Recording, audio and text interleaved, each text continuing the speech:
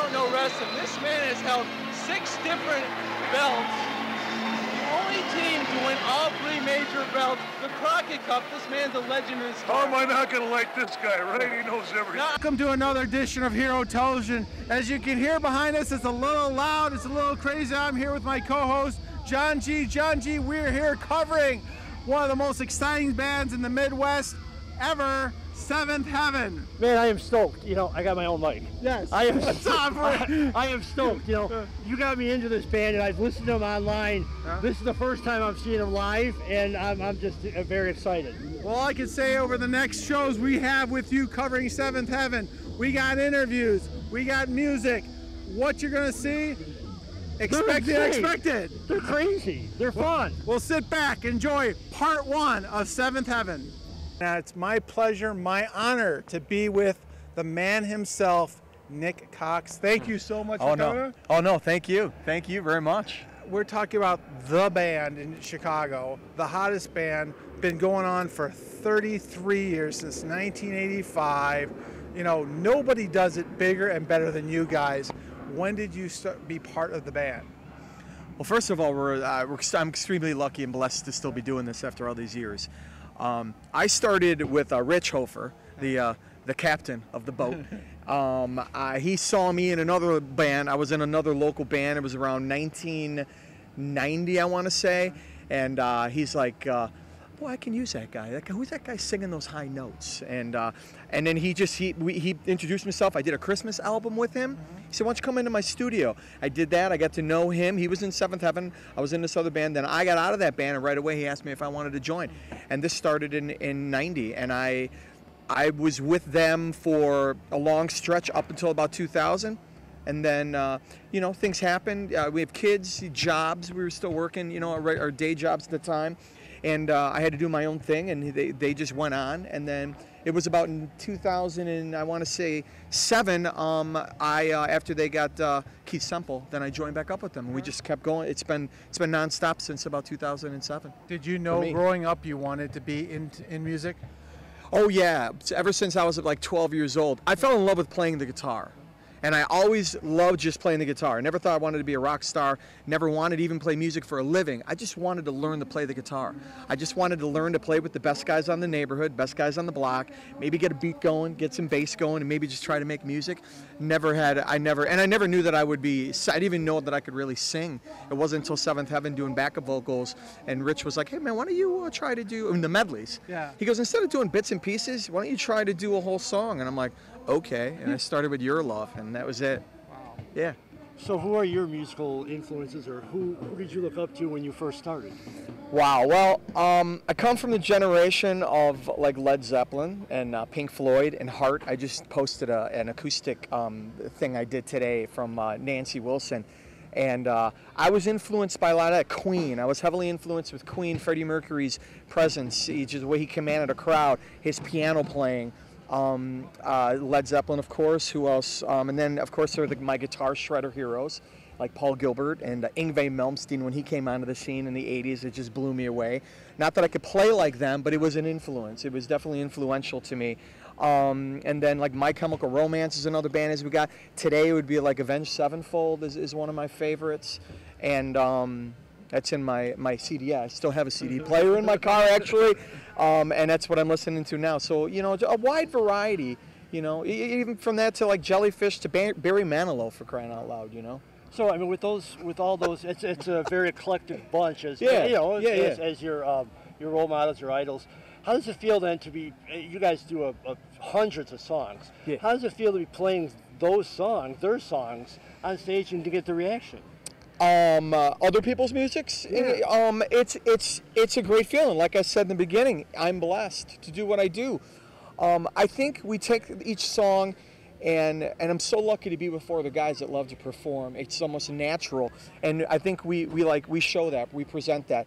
And what I've heard time and time again is so many people come out to escape their day, escape their work week, and we just play those songs our own way, and we do our own thing. On top of, I mean, we have been an original band for 30 years. So we snuck that original music in, and those people that saw us play those covers, they get our CD, and next thing you know, they're singing, you know, our songs. So it's a mixture. I love playing other people's music. I just love playing music. Like I said, I just love to play guitar and sing. How was it the first time when you went on stage? Because, you know, one thing is, you know, being in your bedroom playing guitar, but to actually be a bona fide, I hate to say it, a rock star. Because, Oh, I mean, gosh. you've been at Soldier Field. You know, you perform over 200 dates a year. I mean, no fan base is stronger than this that I've seen in my 46 years on this planet. Yeah, we're very lucky. My first gig was actually one of my first sound guys, Mike Jones. He was out of Bensonville, when I was in his studio. Coming out of the basement when you're with those guys that learn to play and you're in your basement jamming, my first gig was at a bar called the Iron Rail on Irving Road.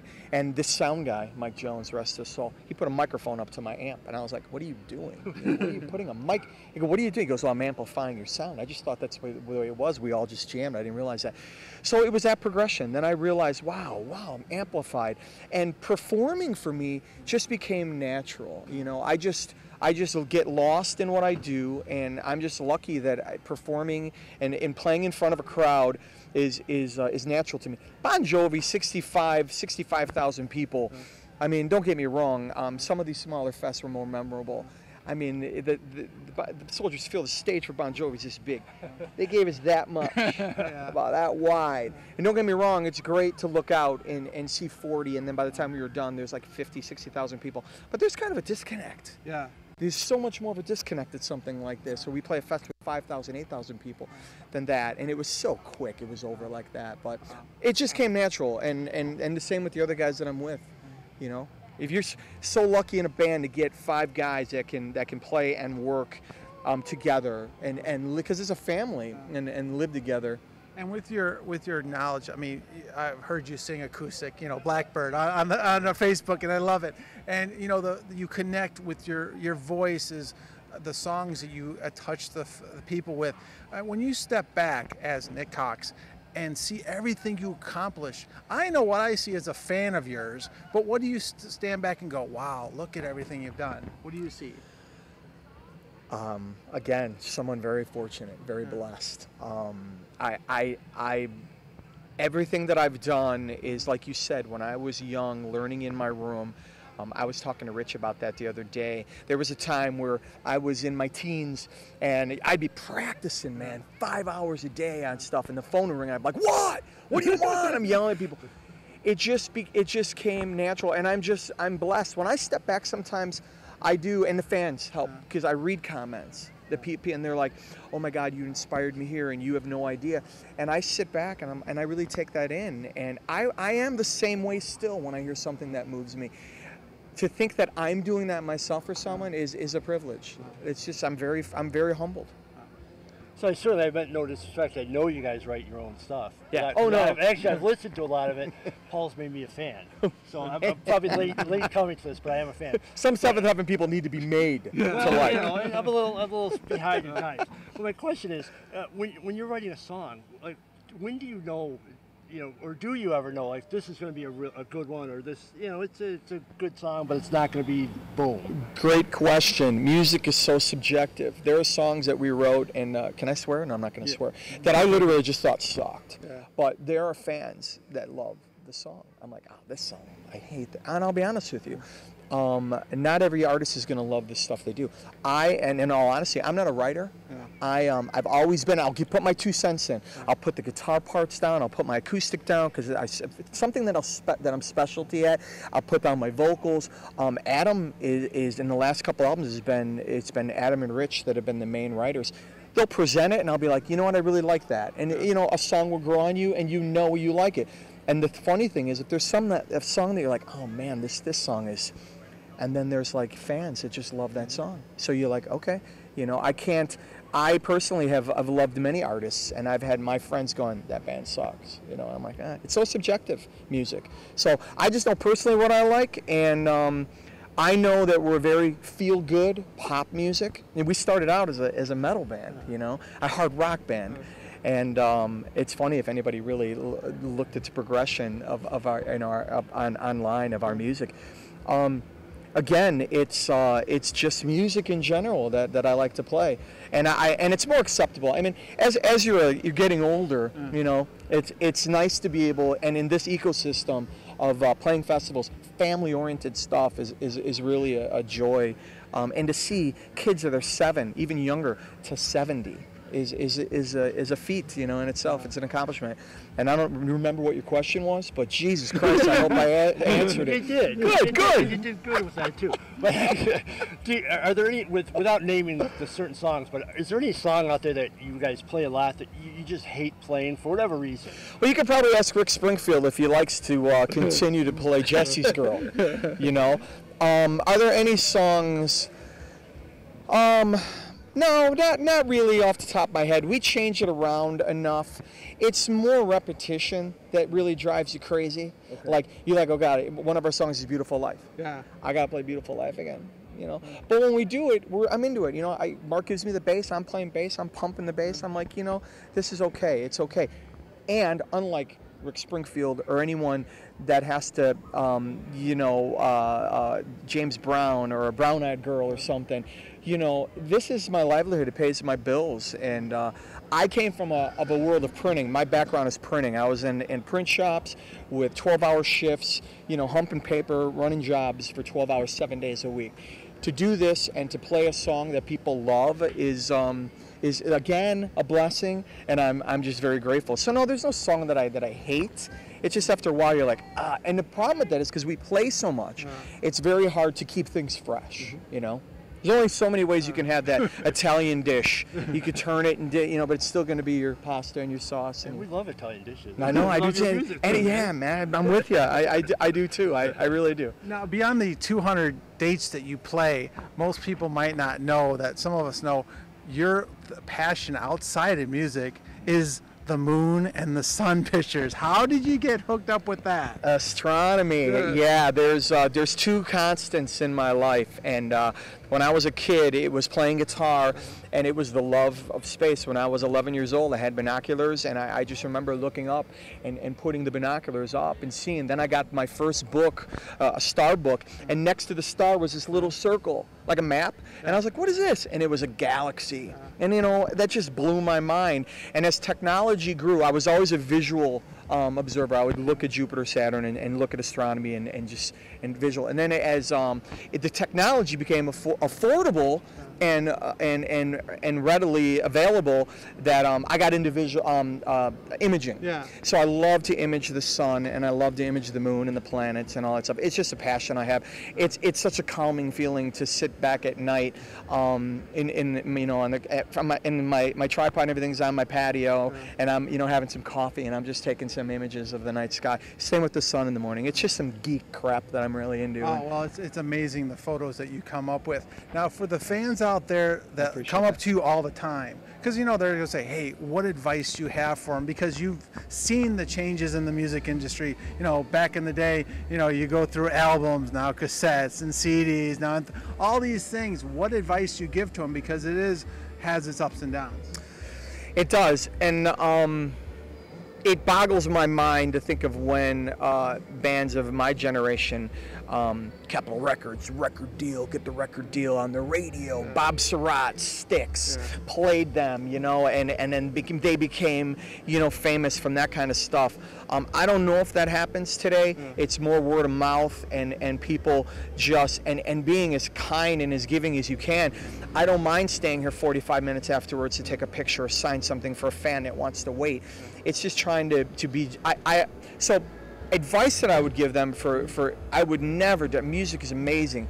I would never deter them, but within that, I honestly, I always just try to, get an education, man.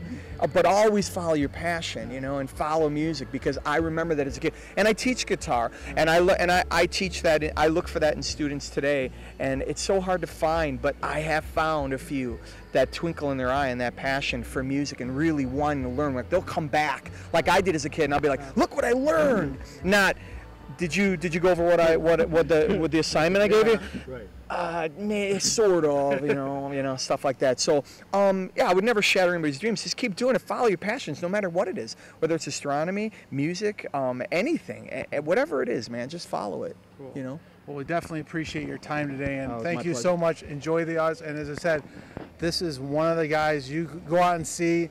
The song, the voice, the guitar playing. There's only one Nick Cox. We'll be right back with more of Hero Television.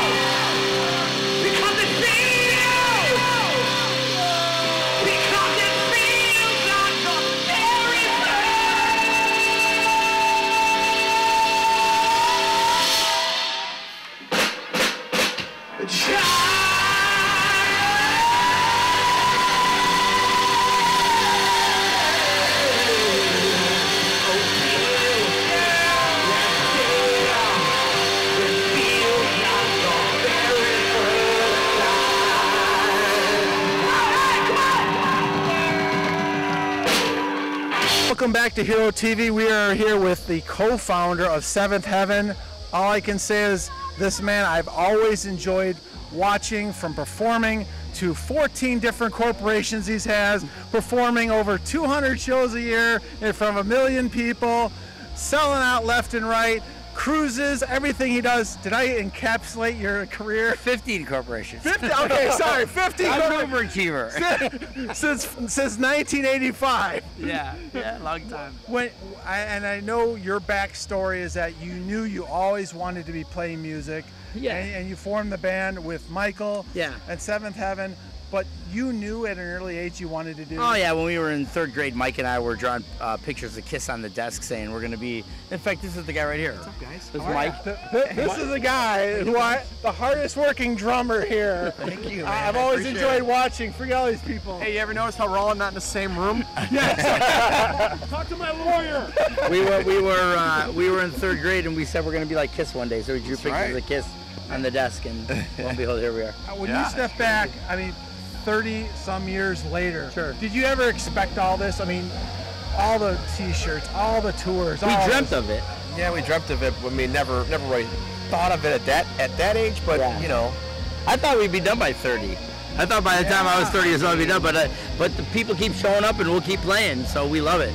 And the thing is that what keeps you motivated? That's the main thing. The fans come out and having a good time with us, and if they keep showing up, we'll keep writing songs, keep showing up and booking shows. Yeah. Who were your heroes growing up? Oh my gosh, John Bonham, Led Zeppelin as a whole, Rush, Neil Peart, Alex Van Halen, Motley Crue. I mean, and your hero? Musicians, you know. For a musician, I mean, from a band standpoint, I always like the big bands. Yeah. Van Halen, Def Leppard, Bon Jovi, Led Zeppelin, Queen. You know, just big bands that were playing in front of huge crowds, and I always loved the energy that encapsulated, and I always tried doing that with Seventh Heaven, you know. And what advice do you give to people, because they both come up to you? I mean, you're such a superb drummer, such a superb guitar player. What advice do you give to them? Just be passionate about it, and just stay focused. Stay focused. Play as much as you can. Yeah, with everybody. Stay focused. Be determined. Stay focused with goals and achieve your goals. And the thing is that what gets us the most is that I've never seen any machine like you guys have put together. I mean, when you step back, do you still see the things that we see? You know, it's cool to see it evolve, and every year we evolve the band. You know, we always are trying to improve everything we're doing. So it's really an evolvement, and we're like a work in progress, and that's what we are, really, and that's what we're doing. Yeah. It's always something new every year that you see that maybe like inspires you or goes, you know what, I like what we're doing, and I see something like just one kid this year or something that next year. It's like you always see something that's gives you that little spark. Like, wow, we're doing something pretty damn cool here. Yeah, you know, it could be something really small. You know, someone that gets affected emotionally. Yeah. Is inspired. And somebody says that to us that we touched them in some way. You know? How long do you guys think you can keep doing it? So how long do you want to keep doing it? As long as we're alive. So maybe we'll be 80 years old still doing it. Well, then we'll interview you and you're like 60. Sure, let's go. We might be in wheelchair. Jagger just turned 75 or something, right? Yeah. So I guess we got a few years, right? Yeah. Well, thank you so much. I know you guys get on stage. We'll talk to you more after the show. All right. Thank you. Thank you. Thank you. By the way, hi everybody. We're called Seventh Heaven. I don't think I said that. Let me see, the people all the way in the back, like, because you guys go pretty far back there. Ma'am, I can definitely see you. You take a couple of running steps, you're going to take off flying. It's a whole thing you got going. Have we met before? Do I know you? Let's sing together tonight.